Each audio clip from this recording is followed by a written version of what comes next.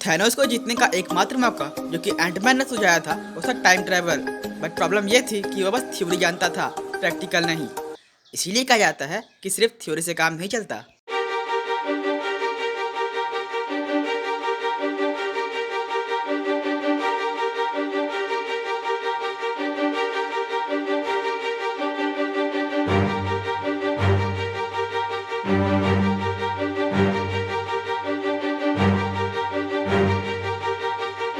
वैसे इस पहाड़ जैसे प्रॉब्लम को हमारा टोनी स्टार्क ने चुटकियों में सॉल्व कर दिया।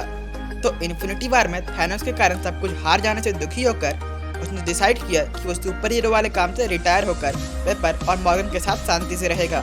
हालांकि जब स्कॉट सामने आता है और अपने आधे अधूरे टाइम ट्रेवल के कॉन्सेप्ट को टोनी के सामने रखता है तो वो मजबूर हो जाता है वापस आने के लिए, क्योंकि एक सुपर हीरो कभी रिटायर नहीं होता, वो हमेशा सुपर हीरो ही रहता है। तो अब सवाल ये है कि कैसे उसने इस टाइम टेबल वाले प्रॉब्लम को इतनी जल्दी सुलझा दिया, इतनी जल्दी कि उतनी देर में तो हल्क भी थॉर को वापस नहीं ला पाया था। तो इस सवाल के 3 जवाब हैं। पहला, वो टोनी स्टार्क है जिसने गुफा में रहकर कुछ मिलिट्री सामान से आर्किटेक्चर जैसी चीज को बना डाला था और फिर भी यहाँ तो उसे लगभग 1 हफ्ता का समय मिला। दूसरा रीजन थोड़ा लॉजिकल है। देखिए, इस बारे में टोनी स्टार्क ने खुद भी कहा था कि वो इस टाइम टेबल वाले प्रॉब्लम को कई बार ट्राई कर चुका है लेकिन हर बार फेल ही हुआ था। लेकिन जब स्कॉट ने अपनी इन्फॉर्मेशन सबके सामने रखी तो टोनी को भी लगने लगा कि ये पॉसिबल है। रात को जब टोनी पेपर से छुपकर सिर्फ पानी से बर्तन धो रहा था तो उसने स्पाइडरमैन की फोटो को देखी, जिसे देखकर उसे और भी मन होने लगा सब कुछ ठीक करने का। जब उसने पीटर के हाथ में सर्टिफिकेट को उल्टा देखा तो उसके दिमाग में एक आइडिया स्ट्राइक हुआ और फिर उसने फ्राइडे को कहा कि वो एक मॉर्बियस मॉडल को उल्टा करके ट्राई करे।